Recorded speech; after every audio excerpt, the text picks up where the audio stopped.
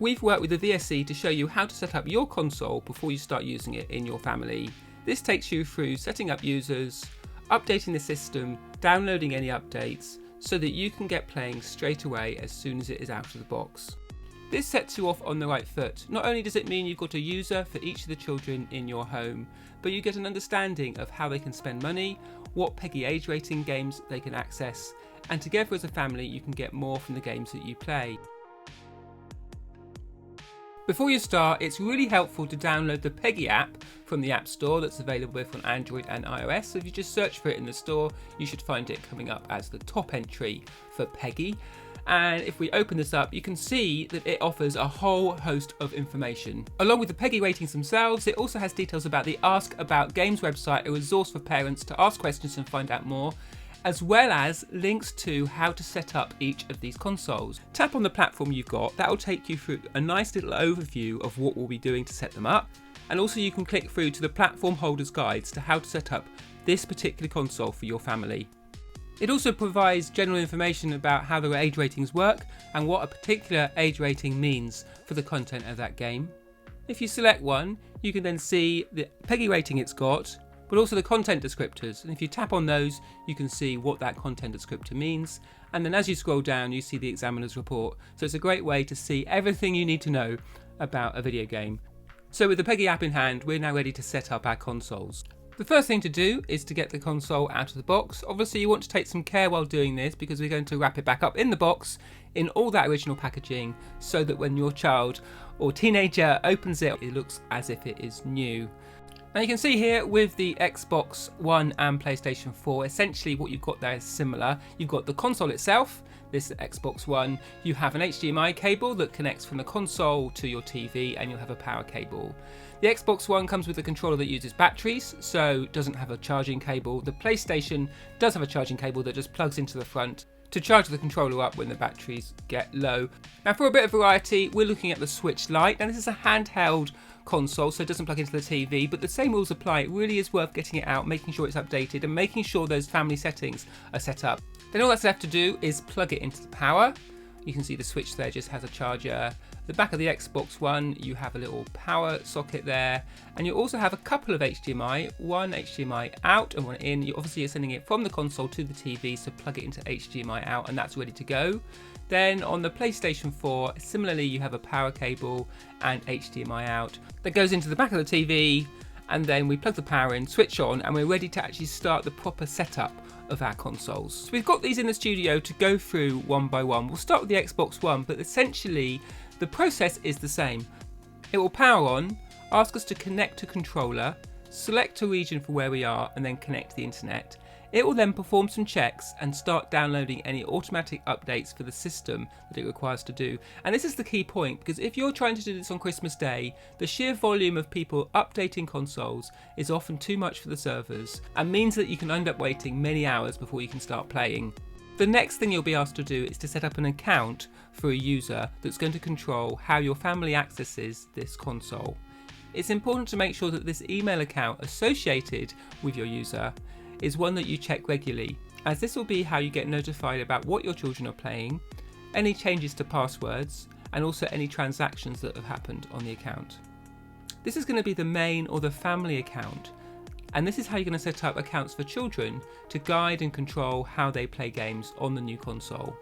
We'll come back to these settings shortly, but first it's important that you enter any download codes that you've got for games to get those downloading as well, because again on Christmas Day they'll take a long time to load. If you've got any disc games, it's also worth putting those in the console once it's started up, because they may have updates to download, or they may have portions of the game that also installs. Once you've done all that, you should be then back at the hub of your console, and we can start to think about how your family is going to use and play with games on this console in a safe and secure way. So that's the Xbox One all set up and ready for us to look at the settings, but we're going to also set up our PlayStation 4. We've got it in the studio as well. To get started here, rather than actually pressing a button, we need to plug the USB cable into the console so that it syncs with that controller. We then press the PlayStation button on the front of the controller and they're synced together, and we can again proceed through a very similar process. To get things set up, we select a region, an internet connection, we can optionally connect a camera, and then we're into setting up users and accounts on the system. So we'll move through this a bit quicker. You can see how I pick my internet connection and then set that download going. And again, it takes a little bit of time, so it's a good thing to do ahead of opening it. So with the PlayStation all set up, it's time to turn our attention to the Switch, which again follows a very similar process. We pick a region, we connect to our Wi-Fi, enter the password, and then we're into setting up users. Now again, you're going to have an account here which is linked to your Nintendo eShop account where you can make transactions. And you can also set up users for other members of your family so that they can play games and save their progress separately. And also in the parental controls, you'll get to see what they're doing and what they're playing on the system. And that next step is to set up those parental controls where you download an app onto your phone, so slightly different, and then you enter a registration code that links the app to the phone. Then over on the app, you've got the perfect place to control and to see how your children are using the console. It's now a good time to put in any game cartridges that you have purchased to make sure that any updates or installs are applied. If you had any packed in games with the console that require a code, or if you've got any codes to download games, enter those now and you can start them downloading so that you're all ready to play on Christmas Day. So with all the updates and downloads applied on Xbox, PlayStation and Switch, we're on the main screen and it's time to set up our user. So log in with that email address and password.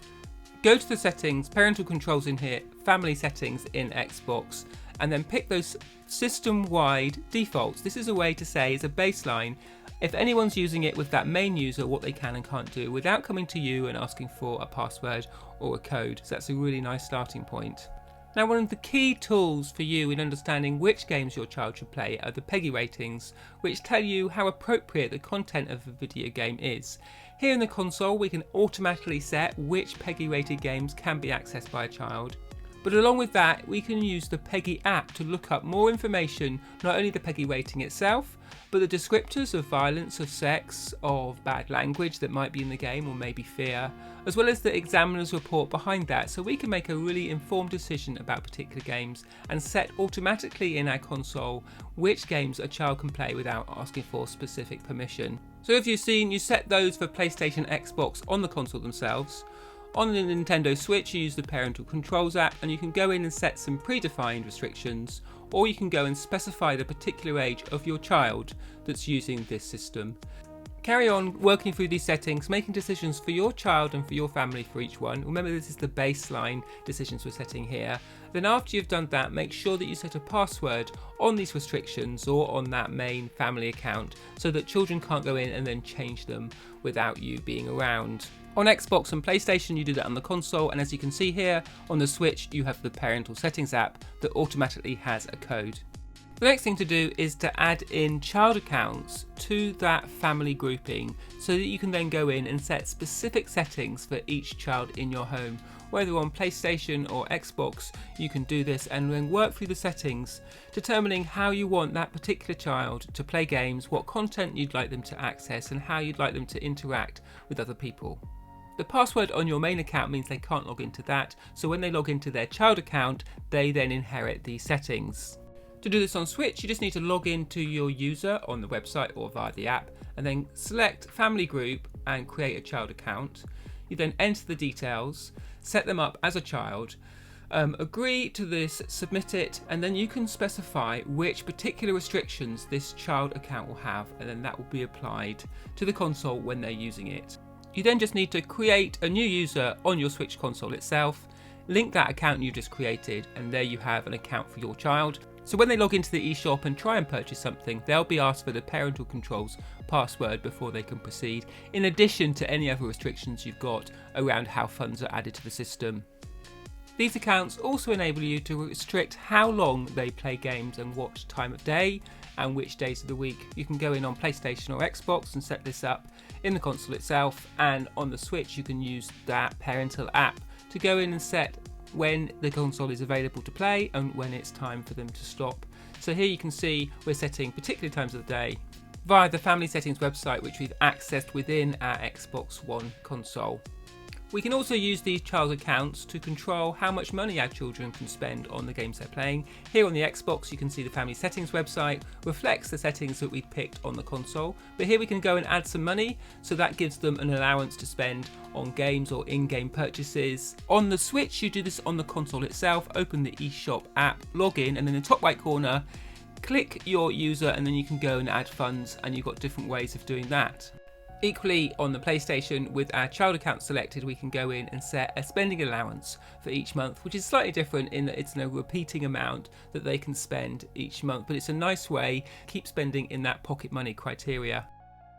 So there you go, that is time very well spent before you wrap up your console. Not only have we downloaded any updates that we needed, we've installed any updates, we've also downloaded any games, we've charged the controllers, and also we've set up our parent account, which has locked down the system so that we know what's happening, and we set up very specific targeted children accounts so that our children can only access the games that we found appropriate by using that PEGI app to understand both ratings, descriptors, and also the more information that the examiners report. We've also had a look at when we want our children to play and specify particular times of day when they'll be doing other things. And we've also set up a small amount of pocket money each month so we can keep the spending in check. Setting all this up ahead of time is really important, not just so that you know what's going on, but because once your child sets up different users and starts playing games on them, those saves and progresses and any purchases are then associated with that user. Once that's happened, it's quite hard to untangle them and get back into a more manageable situation. So this sets us off on the right foot as we embark as a family together on our journey into video games. There are so many exciting experiences to enjoy, and by situating it in the family as something that parents and children share, and that is set up in the right way, it means that everyone can enjoy it together.